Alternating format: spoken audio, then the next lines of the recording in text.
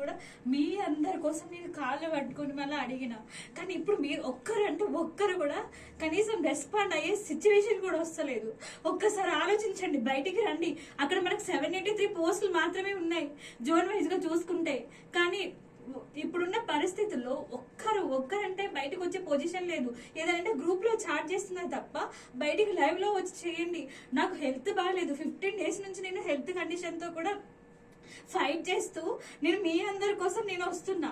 మీరు ఎవరైనా బయటకు వస్తున్నారా? ఆలోచించండి. బయటకు వస్తేనే మనకు పనులు అవుతాయి. దయచేసి ఆలోచించి సార్ చేసే దీక్షకైనా లేదంటే రేపొద్దున జరిగే ముట్టడికైనా మనమందరం మన వంతుగా బయటకు వస్తేనే అవుతుంది.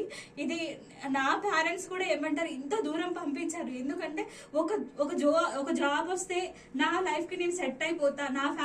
నా ఫ్యామిలీ నాకు మా ఫాదర్, నా బ్రదర్, నాకు మదర్ లేదని అందరికి తెలుసు. కాకపోతే ఇక్కడున్న సొసైటీలో హైదరాబాద్ లో చాలా ప్రాబ్లమ్స్ ఫేస్ చేస్తున్నాం. మీరు ఆలోచించండి. ఈ అమ్మాయి ఏంటి బయటకు వస్తుంది, ఈమెకి అంత సపోర్ట్ ఉంది అన్న వేలోనే మాట్లాడుతూ వస్తున్నారు. కానీ బయటకు వస్తే తెలుస్తుంది ప్రాబ్లమ్స్ ఎలా ఉంటాయో. మేము ఈ 3 years నుంచి ఎన్ని ప్రాబ్లమ్స్ మధ్య పోతున్నామో మాకు తెలుసు.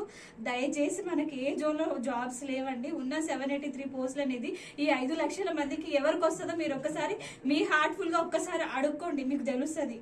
నేను ఒక్కటి అన్నలైనా అక్కలైనా ఎవరైనా సరే రిక్వెస్ట్ చేస్తున్నా, దీక్షకి కూర్చున్నప్పుడు మీ మద్దతుగా మీరు రండి. ముట్టడి చేసేటప్పుడు యావత్ తెలంగాణలో ఉన్న ప్రతి ఒక్క డిస్ట్రిక్ట్ కదిలి వస్తేనే అవుతుంది ఇది కంపల్సరిగా. అప్పుడే గ్రూప్ 2 పోస్ట్ పోయినప్పుడు కూడా మనం అందరం మన వంతు కలిసి చేస్తేనే అది అయింది. కానీ ఇప్పుడు మాత్రం మీరు ఎవరు స్పందించకుండా ఇదే వేలో ఉంటే మాత్రం అసలు అవ్వదండి. మీ అందరు ఇక్కడ ఏదో బుక్స్ పట్టుకున్నా చదువుతున్నామన్న వేలోనే ఉంటున్నారు. కానీ కంపల్సరిగా మీ తల ఎత్తి ఒక్కసారి 2 రోజులు టైం ఇవ్వండి. అదే తల వంచి మళ్ళీ చదువుదాం, మనకు ఖచ్చితంగా జాబ్లు వస్తాయి. ఆలోచించండి. మీ అందరికి అలా కాలు కాదు, మీ అందరి కాలు. ఇప్పుడు నేను ఇదే మీ కాలు అనుకోండి. నేను ఈ కాలు పట్టుకుని ప్రతి ఒక్కరిని రిక్వెస్ట్ చేస్తున్నా, రండి బయటకు వచ్చి మన ప్రాబ్లం మనం సాల్వ్ చేసుకుందాం. గవర్నమెంట్ని అడుగుదాం, ఖచ్చితంగా మన ప్రాబ్లం సాల్వ్ చేస్తుందని నమ్మకం అయితే ఉంది. కాబట్టి మీరందరూ రండి.